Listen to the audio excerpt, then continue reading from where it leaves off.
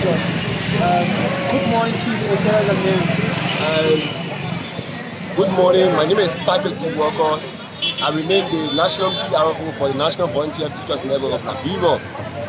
And so it's a pleasure this morning coming to your studio, coming to you live from the Via Junction. Can you steer or your purpose for you guys being here? Alright, so this morning we have come this morning in a clerical tone to the home of the president this morning to have him informed that the lieutenants that he have placed in the position to serve we Liberians, especially with regards to the Ministry of Education, is not treating us well as young people, as parents who are in the classroom, who have been volunteering all the time, for which they have promised us that we are going to receive salary this August.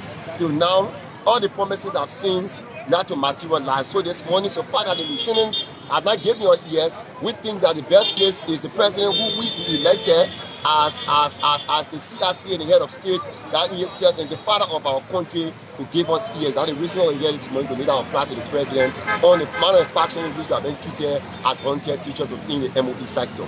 So being a PR for the Voluntary Teachers Association, have you people read the Ministry of Information concerning your issues? We did not want to read. I think the Ministry of Education covers our entire activity. We have been the Ministry of Education, our DOs are aware, the CEOs are aware, the Ministry of Hearing are aware. It was last year, August, that the ministry sent a team of people to Boca Mission to do the vetting process of voluntary teachers. There where they told us that based on the vetting they've done, the number of persons that were vetted was 6,000 voluntary teachers that were vetted. And out of the 6,000 volunteer teachers, after we carried our credentials, they went through another vetting. And out of the vetting, 3,755 persons were considered qualified by the Ministry of Education. And that number was read by the Ministry of Information regular press briefing where the minister told us. And on that 3,000 plus person, they told us that they're going to put 2,000 persons on payroll this year. And that was already done, meaning 1,000 will become a replacement process, and the other 1,000 will become a direct employment. So and the process was done, the vetting was done, people went to the ministry and filled in PIN, which is the personal action notice, were already paying, document was there, people carry the bank accounts and things, and so we're promised that this particular August, we're going to get on payroll, so the reason why we are here. So yes, indeed, the ministry is aware of our being here. So you earlier stated that you have a procedure where you be qualified to go on the payroll. So can you tell us the procedure that will qualify you as a teacher to go on the payroll?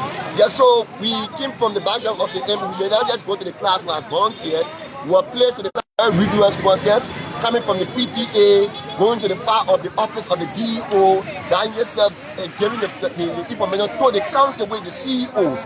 I aware that we are in it. So the process was very rigorous. We carry out documentation in that regards, because before you go to the classroom as a volunteer teacher within the MOE sector, you must have at least a C certificate to be placed on payroll.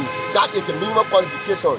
And I think almost everybody was vetted by the ministry, went through the rudiments, met the necessary qualification, upon which the ministry told us that we were going to.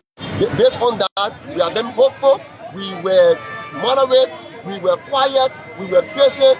We thought the whole of last year with the hope that things were going to get fine, so we accepted it. And this year again, they want us to go back to the class that school has already opened. So we are calling all our volunteers to not go to the classroom until they hear from us as the leadership, until the ministry in itself do the needful by placing it on payroll. With all that, we bring out the classroom as instructors. Mr. Walker, you guys are emerging, it seems to be. We have not seen no representative from the president and both countries. Do you think the president will listen to your flag? I think you know that it is Liberia, but I think the president has been communicated to. This Liberia, you understand, so that thing plays. Sometimes even the leaders are aware, they play TF here. This morning, I was opening on an local FM this morning, in which the public affair for the Ministry of Education, Mr. Martin Baton, was called by Clarence Jackson, asking him on what he knows about us. And surprisingly and interestingly, Mazen Britain let it carry the bell by telling us that this budget year will not be placed on payroll because all they have been telling us is fallacy to tell us that we place on the payroll in this budget year. And Mazen Britain is coming on this morning on the OK morning was telling us that they cannot put people on the payroll within the middle of the budget year. That thing is a charade. They have done. I think they have lied to us. That yourself, they have told us they are playing, meaning they are not prepared for us to go on the payroll anytime soon. So until the ministry is ready for us to go on payroll, we'll block on the classroom. Because if you go to the classes, the volunteer teachers are the ones that are doing the job.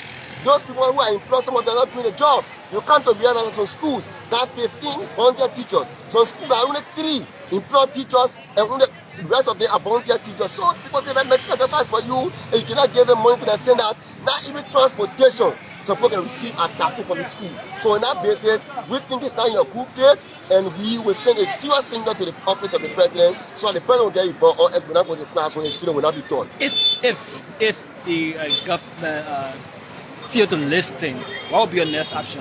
If the government fail to listen, we'll block the classroom. Like I said, we will not go to the classrooms, and I'll speak with the classroom will be vacant and the classrooms will be empty because our numbers are the ones that the government depending on currently. Not even the people they pay because they run classroom, volunteer teachers are the guys that are doing the work.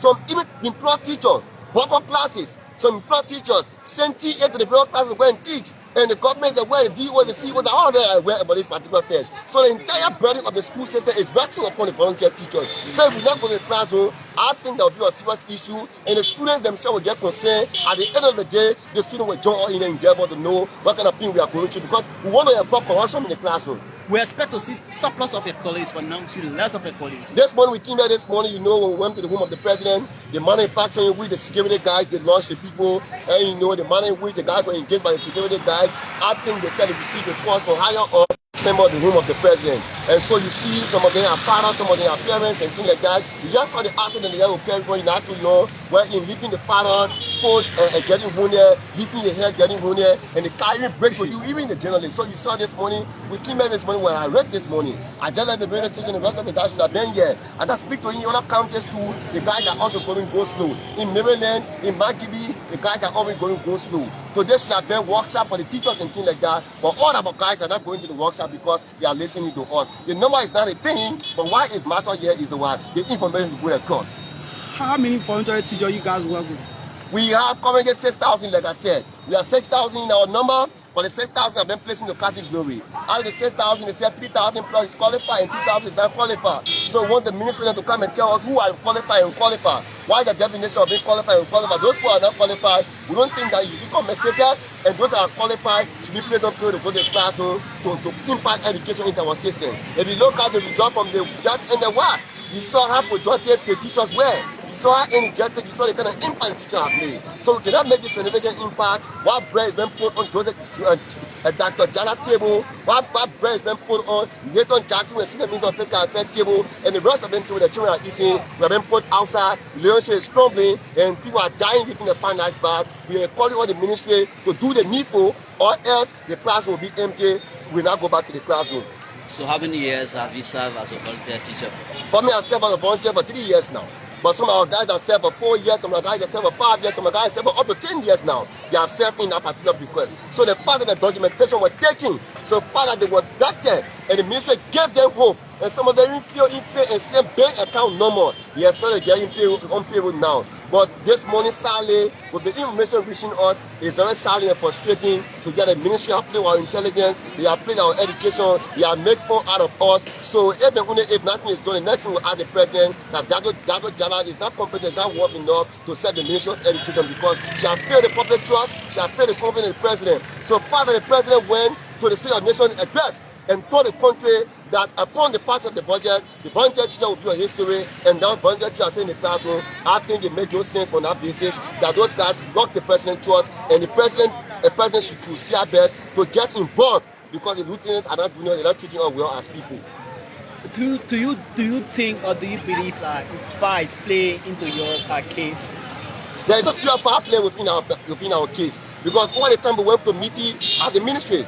In the meeting, they told us that they were trying to do all they can do within this year to get our place on payroll because the money that was placed in the budget, if nothing is done to put on payroll, that money will be transformed to another purpose. I think that has been done.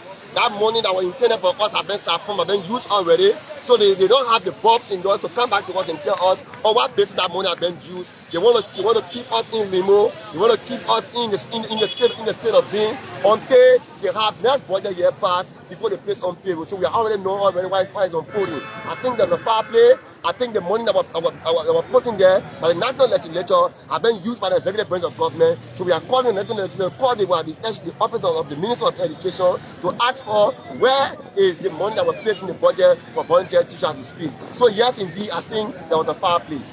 Mr. PRO publicly tell us that because a lot of messages this is actually contradicting, where in the case some of the colleagues are having employment and others having salary issues, demanding for salary and demanding for employment. So you see, in the employment salary, once you employ, you see salary. So the thing is, the two things are the same. So the part of the man is demanding for salary, and the other man is demanding for employment. Everybody is demanding for two things. So the part of the man is being employed, it means that at the end of the money, man will get salary. So employment and salary are the same. So our guys is not going wrong. We're calling for salary, we're calling for employment, we're calling for the government to pay us for our just benefit we are acquiring over the year. Even if the government are going to contract with us, we have documentation to prove the government is going to contract with us. We have DT volunteers, number have got volunteer card. Give us in our possession. That yourself is a bargaining between both of us. So even when the ministry do not want to do the needful to put us, I think they compensate the rest of the people for the number of time they step in the classroom and see how better to have the schools given to them. the final word, sir. My final word is I want to say thank you to you guys who made your video this morning to come here this morning to cover the point, to cover our peaceful assembly. That means that we are going back to our process now to see how better to reach manager and regroup in the course of the week. We have just received a call that there is a series of meetings going on now in our regards, in our endeavor. So the president is now home as we speak, the president bombing, and he'll be coming anytime soon. So as long as we stay here, the message will not go to the room of the president. So, but the president is already involved, the executive manager is already aware, and the ministry has said they are aware of what we are doing. So our goal this morning has been achieved. I want to say thank you to my colleagues this morning who made it a duty. So our fathers, I want to say thank you who made it a duty this morning to come out here to create the occasion for the what? For the cause of nationalism, for the cause of the deliberate of the survivability of our own family. So I want to say thank you to all of us and thank you for coming and thank you for covering the protest. We hope that this particular interview will not be cut off, will not go on the carpet. We will go and surface youthful people for which it is intended for. So I want to say thank you so much. Thank you. So you listen to the voice of the PRO, Patrick Walcott, who spoke concerning, gave a clear analysis pertaining to the entire gathering here. My name is Emmanuel B. Thomas. Keep following TTV.